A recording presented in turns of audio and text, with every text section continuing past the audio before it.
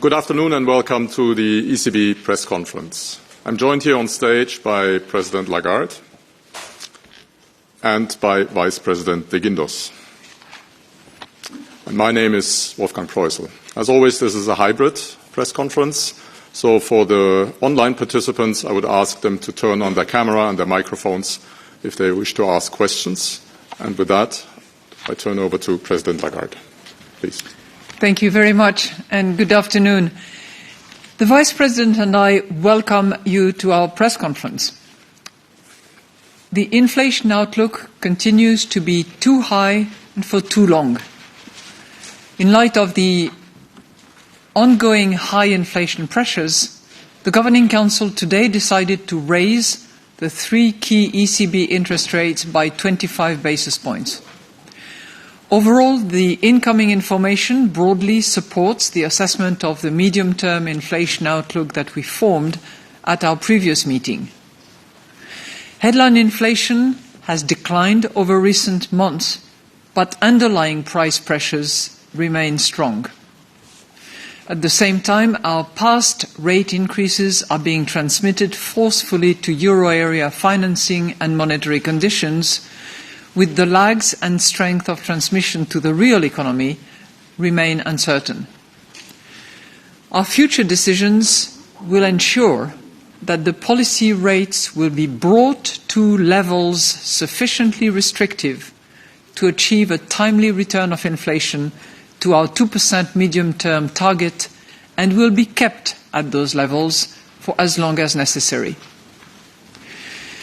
We will continue to follow a data-dependent approach to determining the appropriate level and duration of restrictions. In particular, our policy rate decisions will continue to be based on our assessment of the inflation outlook in light of the incoming economic and financial data, the dynamics of underlying inflation, and the strength of monetary policy transmission.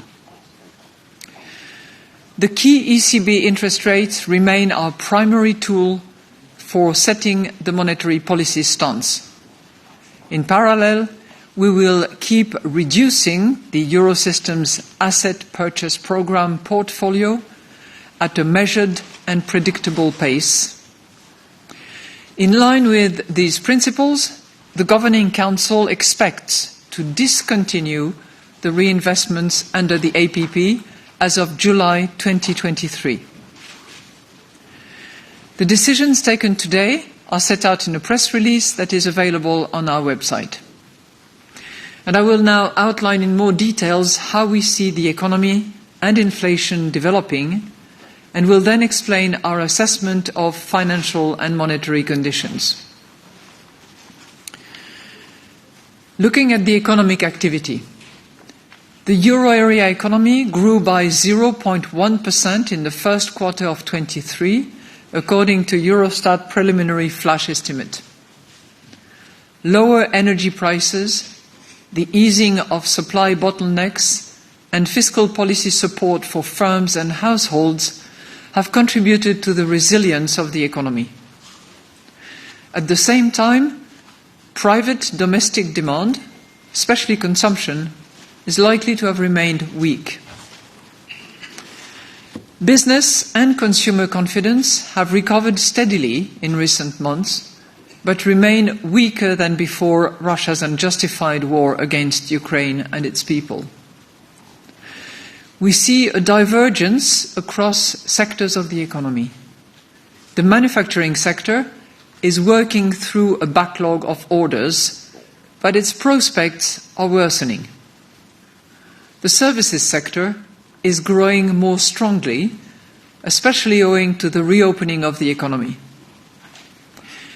Household incomes are benefiting from the strength of the labour market, with the unemployment rate falling to a new historical low of 6.5% in March. Employment has continued to grow, and total hours worked exceed pre-pandemic levels. At the same time, the average number of hours worked remains somewhat below its pre-pandemic level, and its recovery has stalled since mid-2022. As the energy crisis fades, governments should roll back the related support measures promptly and in a concerted manner to avoid driving up medium-term inflationary pressures, which would call for a stronger monetary policy response. Fiscal policies should be oriented towards making our economy more productive and gradually bringing down high public debt. Policies to enhance the euro area's supply capacity, especially in the energy sector, can also help reduce price pressures in the medium term. In this regard, we welcome the publication of the European Commission's legislative proposals for the reform of the EU's economic governance framework, which should be concluded soon. Turning now to inflation. According to Eurostat's flash estimate, inflation was at 7% in April, after having dropped from 8.5% in February down to 6.9% in March. While base effects led to some increase in energy price inflation from minus 0.9% in March to plus 2.5% in April, the rate stands far below those recorded after the start of Russia's war against Ukraine. Food price inflation remains elevated. However, standing at 13.6% in April after 15.5% in March. Price pressures remain strong. Inflation, excluding energy and food, was 5.6% in April, having edged down slightly compared with March to return to its February level. Non-energy industrial goods inflation fell to 6.2% in April, from 6.6% in March, when it declined for the first time in several months. But services inflation increased to 5.2% in April, from 5.1% in March. Inflation is still being pushed up by the gradual pass-through of past energy cost increases and supply bottlenecks. In services especially, it is still being pushed higher also by pent-up demand from the reopening of the economy and by rising wages. The information available up to March suggests that indicators of underlying inflation remain high. Wage pressures have strengthened further as employees, in the context of a robust labour market, recoup some of the purchasing power they have lost as a result of high inflation. Moreover, in some sectors, firms have been able to increase their profit margins on the back of mismatches between supply and demand and the uncertainty created by high and volatile inflation. Although most measures of longer-term inflation expectations currently stand at around 2%, some indicators have edged up and warrant continued monitoring. Let us now look at our risk assessment. Renewed financial market tensions, if persistent, would pose a downside risk to the outlook for growth, as they could tighten broader credit conditions more strongly than expected and dampen confidence. Russia's war against Ukraine also continues to be a significant downside risk to the economy. However, the recent reversal of past adverse supply shocks, if sustained, could spur confidence and support higher growth than currently expected. The continued resilience of the labour market, by bolstering household confidence and spending, could also lead to higher growth than anticipated. There are still significant upside risks to the inflation outlook. These include existing pipeline pressures that could send retail prices higher than expected in the near term. Moreover, Russia's war against Ukraine could again push up the costs of energy and food. A lasting rise in inflation expectations above our target or higher than anticipated increases in wages or profit margins could also drive inflation higher, including over the medium term.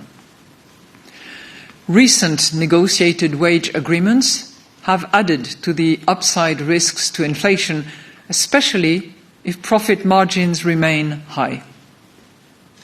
The downside risks include renewed financial market tensions, which could bring inflation down faster than projected, weaker demand, due, for example, to a more marked slowing of bank lending or a stronger transmission of monetary policy, would also lead to lower price pressures than currently anticipated, especially over the medium term. So let's look at the financial and monetary conditions. The euro area banking sector has proved resilient in the face of the financial market tensions that arose ahead of our last meeting. Our policy rate increases are being transmitted strongly to risk-free interest rates and to the financing conditions for firms, households and banks. For firms and households, loan growth has weakened owing to higher borrowing rates, tighter credit supply conditions and lower demand.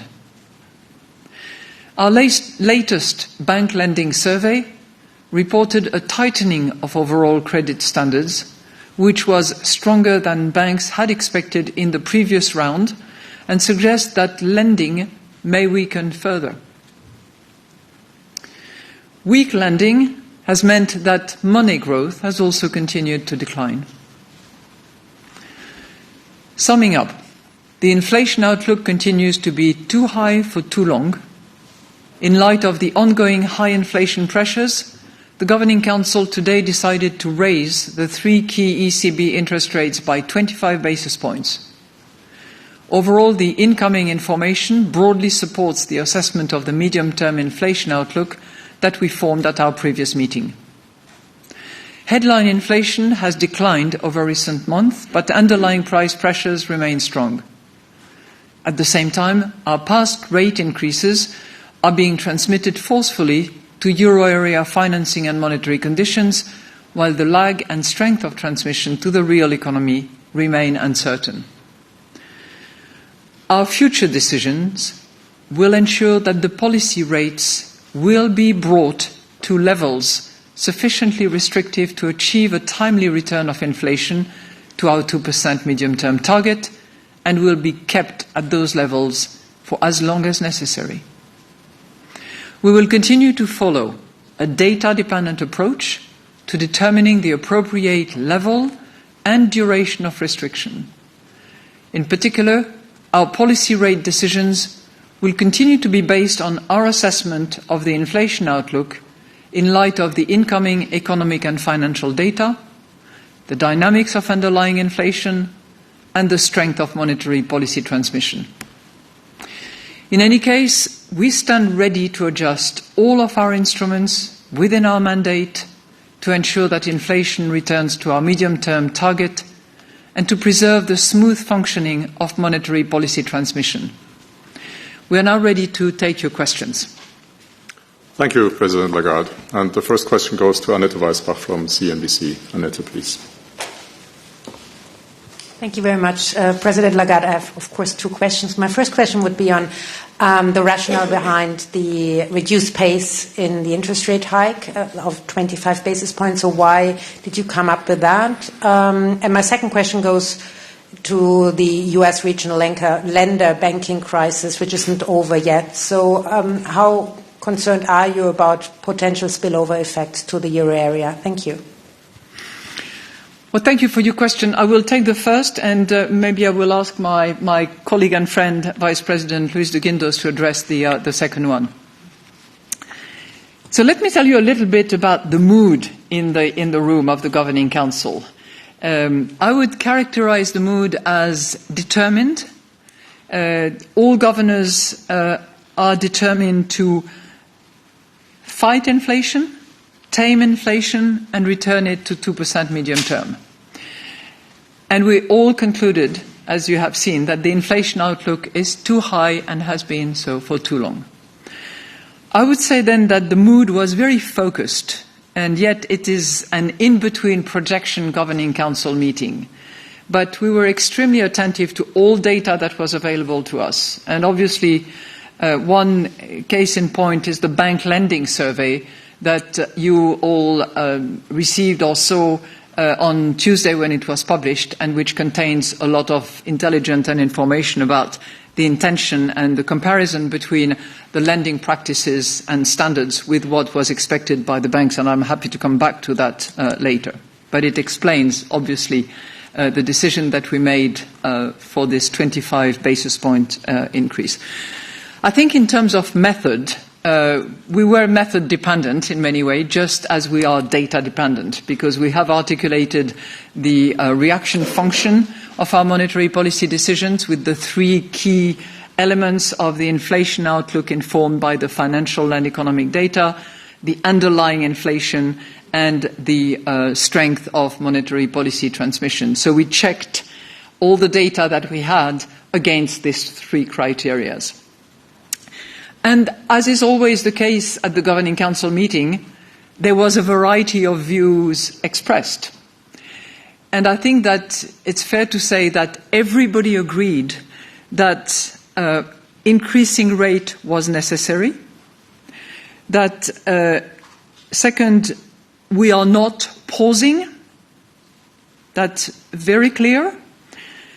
Third, we know that we have more ground to cover on the basis of the baseline that we had, which is still guiding us until we have our next projection exercise, and on the basis of the data that we have received in the course of the last few days and that we brought together during the meeting. So, I think the ultimate balancing act, which received almost unanimous support, and that is reflected in the monetary policy statement in front of you, was really predicated on the methods, the data we received, the understanding that where we are is totally consistent with the baseline that we had for the outlook last time around. Remember, at the last March meeting, that's what I said. And second, that underlying inflation is still high. And third, informed by the bank lending survey and the data that we have concerning interest rates, which is a little bit outdated because it goes back to February, the transmission of our monetary policy is working, at least to the financing leg. And we are not yet certain about the next leg, which is transmission from banks to the real economy. So it's on the basis of all that that we made our decision. Now that we have, increased rates significantly and sometimes by very large increments, I hope establishing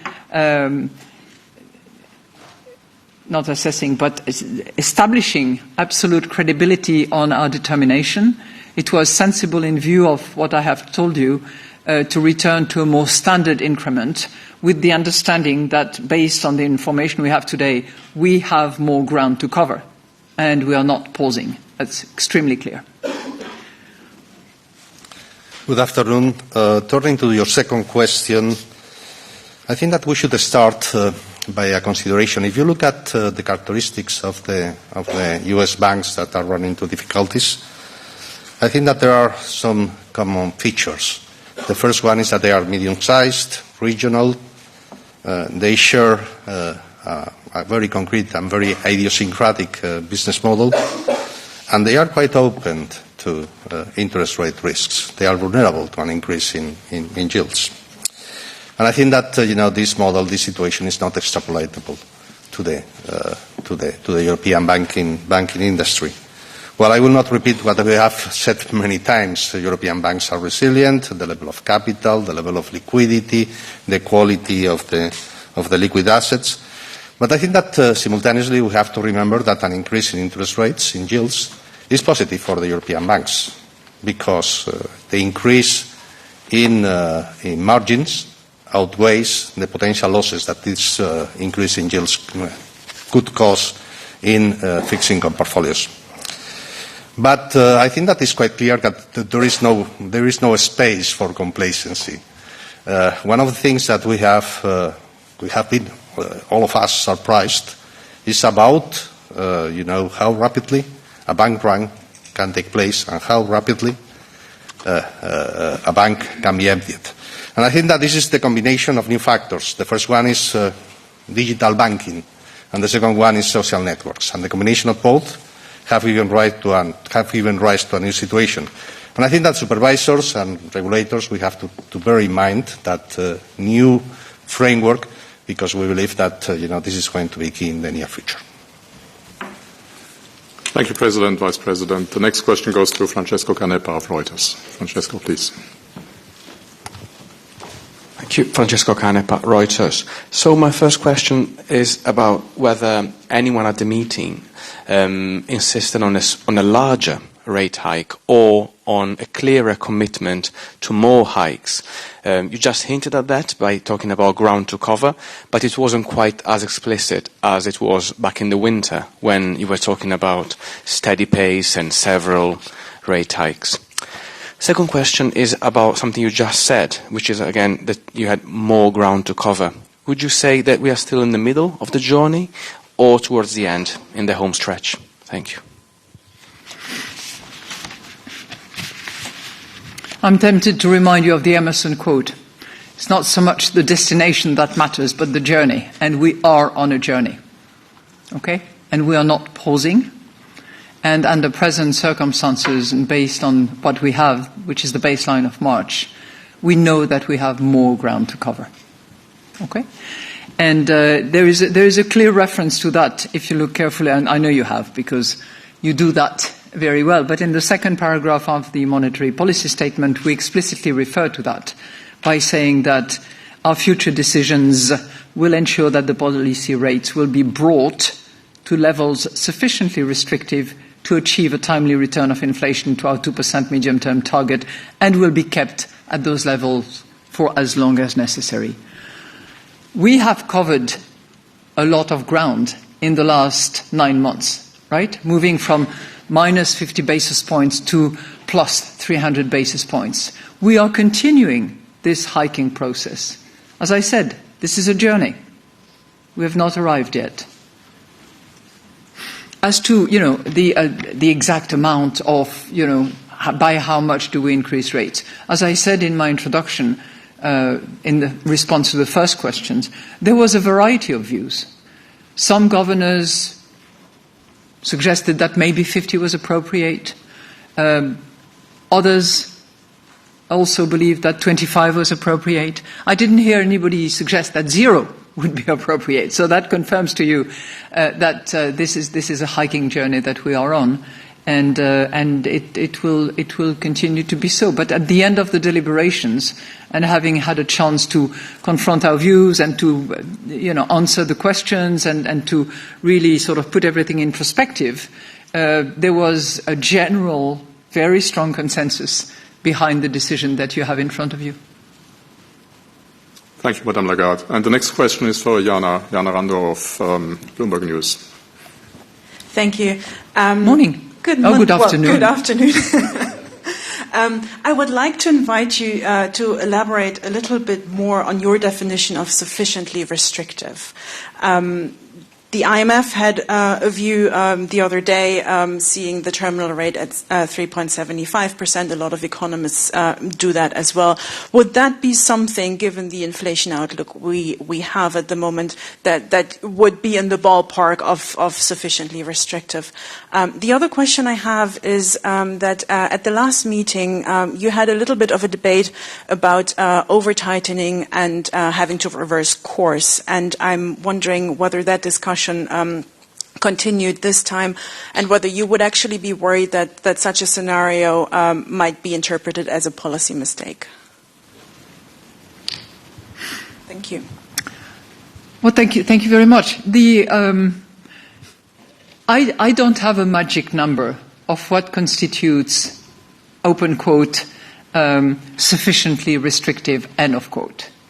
I think that the honest answer is we will know what that is when we get there. And we are in the process of moving in that direction.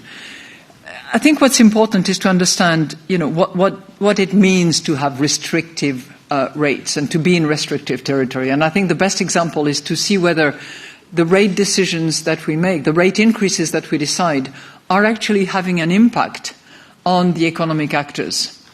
And when we look at the bank lending survey in particular, or when we look at the interest rates and the pace at which it has increased in the last few months, it is obviously the fact that interest rate decisions that we made and the interest rates level where we are having an effect. Is it a sufficient effect yet? We don't know, because we are not seeing the transmission at this point in time into this, what I call the second leg of the economy, which is the real activity, which then has an impact on prices and then reduces inflation. So full cycle we're not seeing yet. We're seeing inflation coming down, don't get me wrong, because headline is coming down as a result of energy prices having coming down significantly, as a result of the easing of bottlenecks. But we're not yet seeing the complete impact that we desire in order to arrive at the 2% medium term that constitutes our target. We are very attentive. We look at that. As you know, it's one of the three components that we look at, the inflation outlook. But it is restrictive, no question about it. Is it sufficiently restrictive? Not yet. Thank you. Thank you, President Lagarde. And the next question goes to Martin Arnold of the Financial Times. Martin, please. Thank you. Hello, President Lagarde. I have two questions for you. The first one is on the decision to accelerate the pace of shrinking the bond portfolio at the ECB. Does that mean, now that you're stopping all reinvestments in the APP, does that mean that you plan to reduce the APP to zero eventually? And the second question that I have is, was this decision part of a compromise deal to convince those arguing for a 50 basis point move to accept a 25 basis point move in return for accelerating the pace of shrinking your balance sheet? Thank you. Oh, thank you very much, Martin, for this sort of double question on the same issue of the APP. Well, I would say, number one, we made the decision, but the decision specifically says we expect. So we expect to let the APP run off as time goes by. And in answer to your question about do we go to zero, if we do, then it's going to take the next 15 years. So I don't think I'll be around for that. I know I won't, and I'm not sure that you will be around. But the ultimate perspective is that one, as we consider things today. We've decided to expect the effectiveness of that decision as of July, saving a little bit of optionalities just in case, simply because we have seen that the partial reinvestment that we decided back in, that has been effective since March, has actually run very smoothly and has been well absorbed by markets. So we don't see any point in not accelerating the move, because there are valid reasons for that. Lower the amount of excess liquidity, complements our policy rate increases, reduce the side effect of a large balance sheet.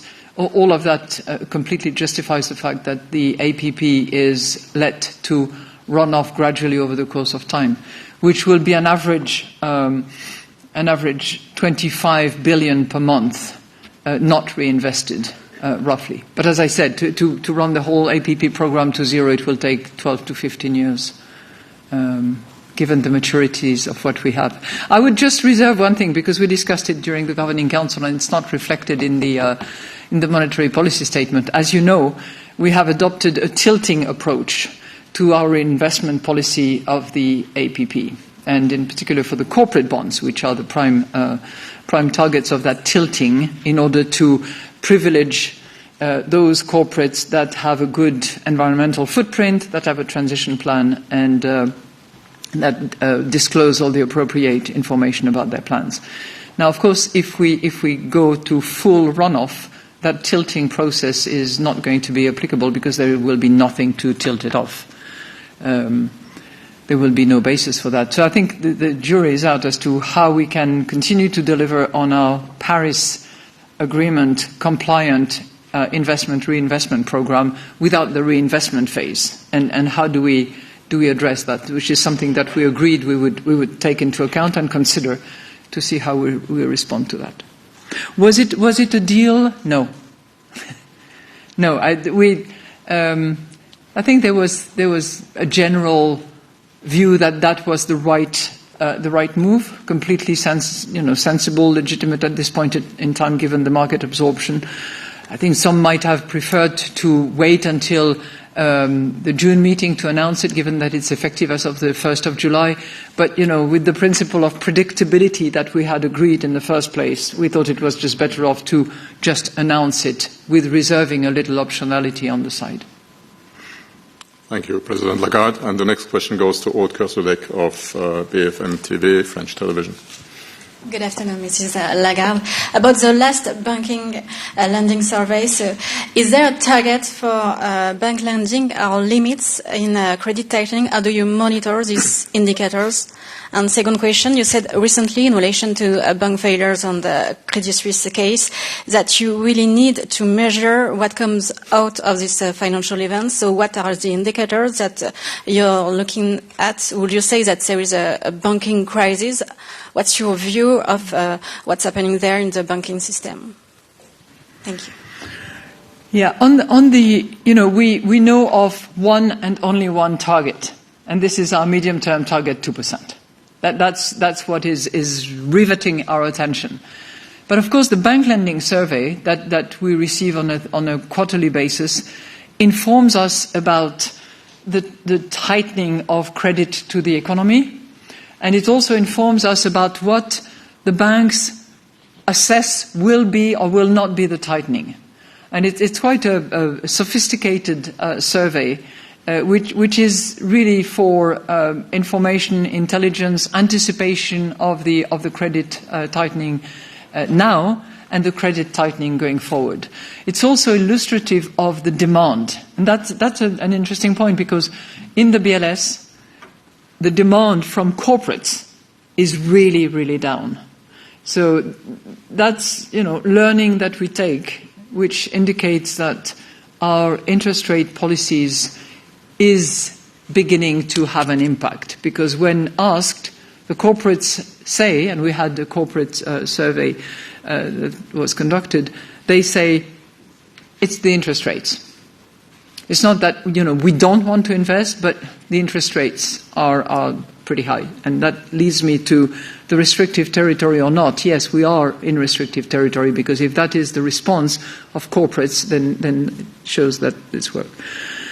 On Credit Suisse, I think I'll say a few words, and then I'll ask my colleague, Mr. de Guindos, to also address that. But number one, it was addressed very swiftly. The Swiss authorities maybe did not have many choices, and it was very specific and probably a long-lasting issue that was lingering and had been lingering for a long time. So I certainly would not draw the conclusion that the merger between UBS and Credit Suisse to be decided is an indication that there is a financial crisis. Far from it. But we are learning. I think that we also learned the value of having rules, and the ability we had to come out very quickly on the pecking order of creditors actually mattered a lot. And I think that we can also take a bit of learning from that. When creditors, investors know exactly who is going to bear the brunt of outstanding liabilities and a situation of insolvency, it just helps. And we did that. I'm glad we did. Well, just to add that on the question about the indicators that we consider, that we look at, well, we have a range of indicators. For instance, equity prices, bank bond spreads, the evolution of deposits. And we have not seen, the kind of situations that happened in other jurisdictions. So we had, let's say, a sort of, increase of tensions after, the events in the U.S. with Silicon Valley and with Credit Suisse. And afterwards, the situation has been quite calm. So we are continuously looking at those indicators, but, clearly, now, the conclusion is that the European banking industry has been clearly outperforming the American one in terms of the tension, included in this kind of indicators and, the potential stress in financial markets. Thank you, Vice President, President. And turning to our online participants now, I would like to give the floor to Francesco Nilfole of Milano Finanza. Francesco, please. Thank you. Good afternoon. President Lagarde, can you explain a little bit more how you reconcile your data dependency with the pledge? What? Excuse us. Can you repeat, because we missed a bit of your question? Okay. Can I explain what? Can you explain how you reconcile your data dependency with the pledge of doing more in the future? It can be a little bit contradictory, like a forward guidance without a forward guidance. Maybe you can explain it a little bit more. Secondly, on core inflation, no doubt it is important to monitor core inflation, but the ECB's target, as you have said just now, is headline inflation at 2% in the medium term. So how do you explain such a great emphasis on core inflation, also considering that core inflation has not been a good leading indicator for headline inflation in the past? Thank you. Thank you very much. Data dependency is not forward guidance. And I'll try to explain that for you for a second.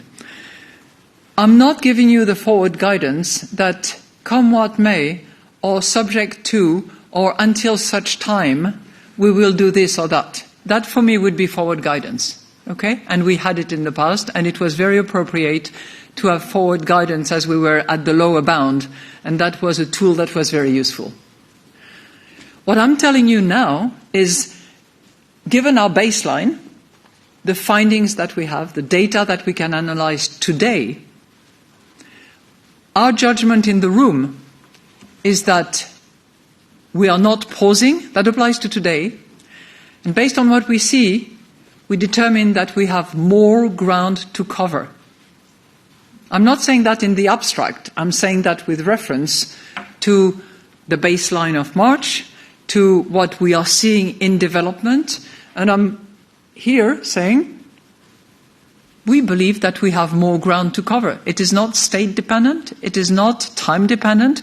It is a judgment that we make today. So I hope I've been clear to try to explain to you how we can actually say that very firmly without giving forward guidance and being data dependent. Comes the June meeting, comes the July meeting, comes the September meeting, and so on and so forth, we will look at the data. And we will use the three criteria of our reaction function for monetary policy purposes, and we will make our decision on a meeting-by-meeting basis. So, you've also asked me another question about core. We had long discussions about core, and we actually had many more discussions on underlying inflation, because core is interesting. Core is easy to communicate. You take headline, the whole basket of everything that's in the index, you take out food, you take out anything having to do with energy, and you have core. But we want to go a little bit deeper into the index and the evolution that we see, and we have multiple measurements that you are familiar with, the TRIM, the PCCI excluding energy, and so on and so forth. We look at all of those, and we try to understand from the evolution that we see what is the likelihood of inflation evolution. So, I'm not maybe addressing you core versus headline, but simply I'm saying that headline is the objective that we have, it's the target that we have, that we've agreed in our strategy review. It happens to be what matters to people. People see all prices increasing, and we're working for the people of Europe. Okay? Core, easy to communicate, but maybe not as informative as we want it to be. So that leads us to dissect in far more details inflation. Thank you. Thank you, President Lagarde. And the next question goes to Christian Siedenbiedel of Frankfurter Allgemeine Zeitung. Christian, please. Yes, thank you. Madame Lagarde, I'm sure many people will be interested to know whether the worst of inflation is over for food. Do you have that impression?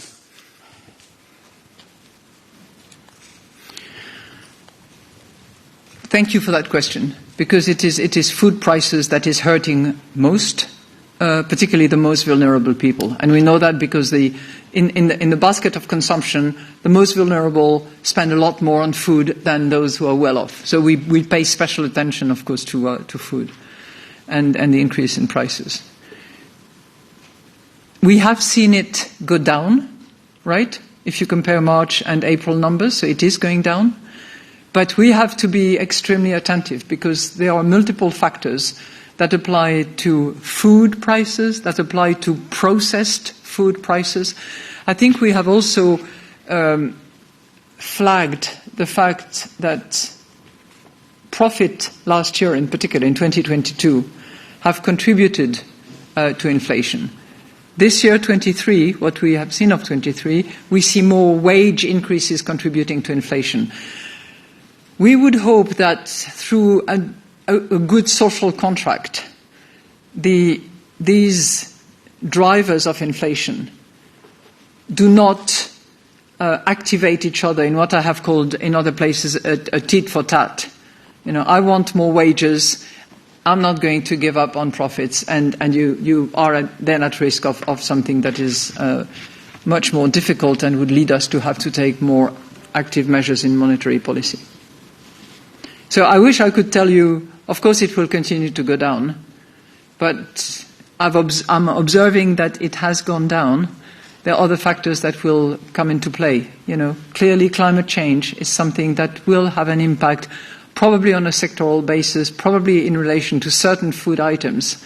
What happens in Ukraine is also going to bring another uncertainty in the background of cereal price in particular. But commodity prices have gone down. That is a fact. So hopefully it will channel to the ultimate consumer. Thank you, Madame Lagarde. And the next question goes to Andres Stumpf of Expansion. Andres, please.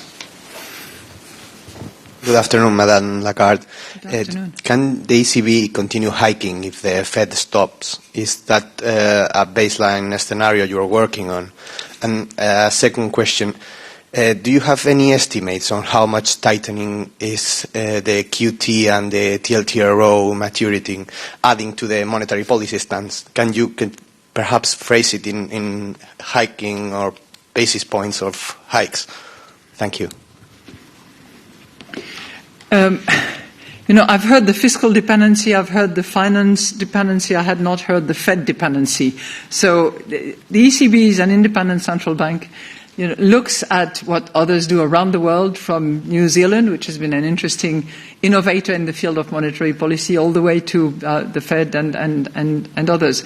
And it's obvious that the US economy, in whichever way it evolves, has spillover effect around the world, given its size, the depth of its financial markets. But, you know, we have a target, we have a journey. We know as of today that we have more ground to cover, and whatever the decision of the Fed is in the next few weeks, months, we are going to be riveted to our objective, and we'll of course take into account variables. You know, the currency, for instance, has an impact. Any spillovers will be taken into account, but we are not Fed dependent in that respect.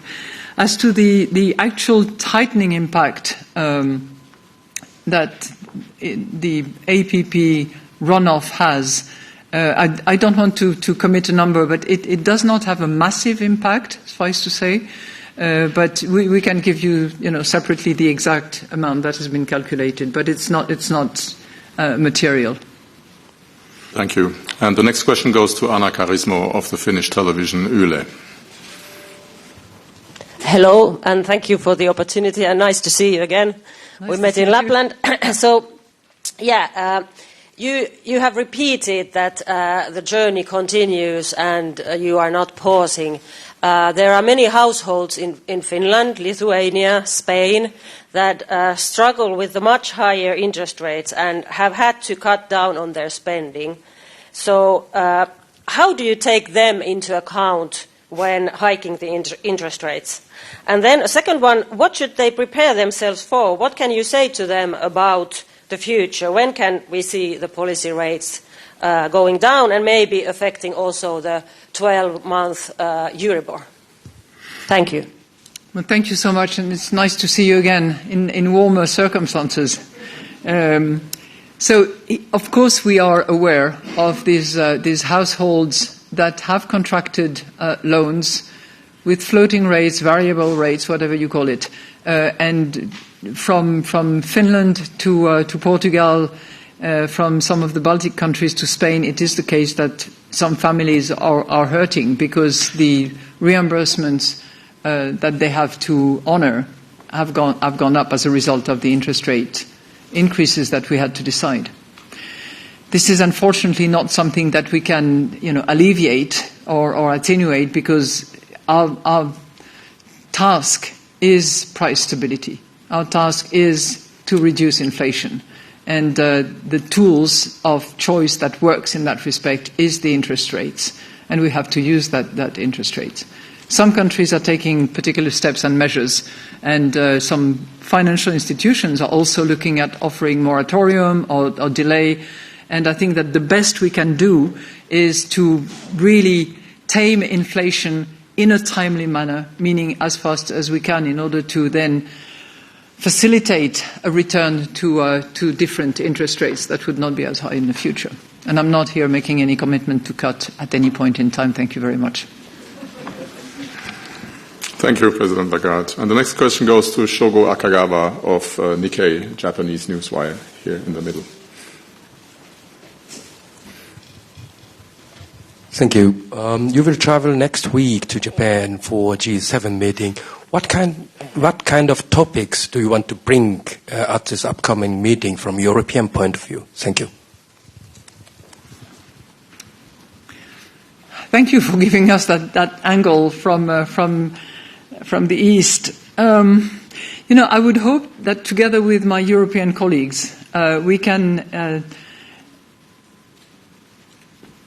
learn from colleagues, particularly Japan, which has just now, which is moving into a new direction with a new governor. So anything that will be the Japanese monetary policy going forward, and any understanding that we have of their strategy review, which he has announced, will be of interest. And I would be very happy to share with him the learnings from our strategy review, which I had started when I took the job.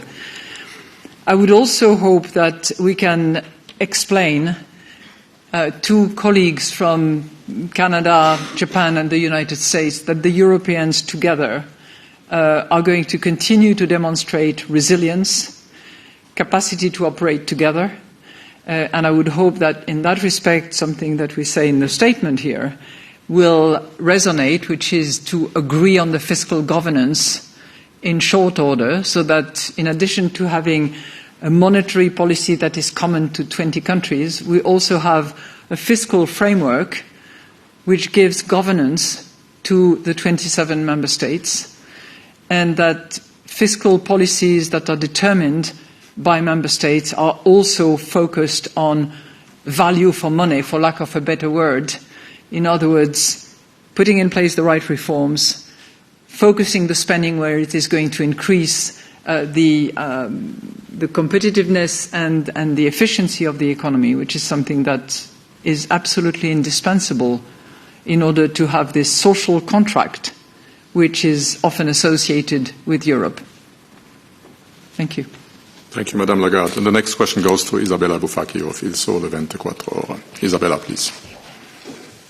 Good afternoon, and thank you for the opportunity. If I may go back to quantitative tightening, just to understand whether there is more ground to cover on QT, or whether with this end of reinvestments on APP, this is the end of QT. There could be more to be done with PEP, for example, starting on pandemic, or selling bonds to make it even quicker. So this also helps to understand how important is QT as a restrictive tool, monetary policy. And my second question, if I may, is on TLTROs, because even if the European banking system is solid and resilient, and the banking crisis from the US could be over, we hope, still TLTROs are going to end in an odd moment. And are you concerned, or are you confident the banks can give back 500 billion in June and get away with it? 407 about, yeah. Thank you. Thank you very much. On QT, let me be very clear. QT is the decision that we expect to implement as of the 1st of July concerns APP reinvestment only and nothing else. We have forward guidance on PEP reimbursement, nothing until 24. And you will find, I think, in the annex to my statement, reference to the PEP and to the principle of flexibility, which we believe is an important key aspect of PEP going forward. So those tools are intact. We're not planning on not reinvesting anything that comes for redemption under the PEP agreement. On TLTRO. Well, TLTRO, there is no surprise about TLTRO. If anything, we have managed to offer the possibility for banks to accelerate and anticipate the reimbursement, which I think has avoided a cliff effect that we would have had over $1 trillion would have become outstanding in June. Thanks to the accelerated reimbursement, we're now down to 477. I'm checking the numbers because I want to be clear on that. So it's not a surprise. It's a come due date, and reimbursements are due. And I know that banks have prepared for it, and that there is a lot of liquidity out there to continue to prepare. Having said that, it wouldn't surprise me if some of the facilities that we have, that are standing facilities, liquidity windows that are available, full allotment and rates that are well known to all, would become usable. They are usable, but would be used again, because that's perfectly normal job of a central bank to actually provide liquidity. We have weekly, we have the LTRO, 3 months, full allotment on all those liquidity facilities, and if anything was to happen, we have demonstrated in the past that we can be inventive. Thank you. Thank you very much. This concludes our press conference today. So I wish you all the best. We have the next press conference on 15th of June. And until then, all the best and a good afternoon. Thank you.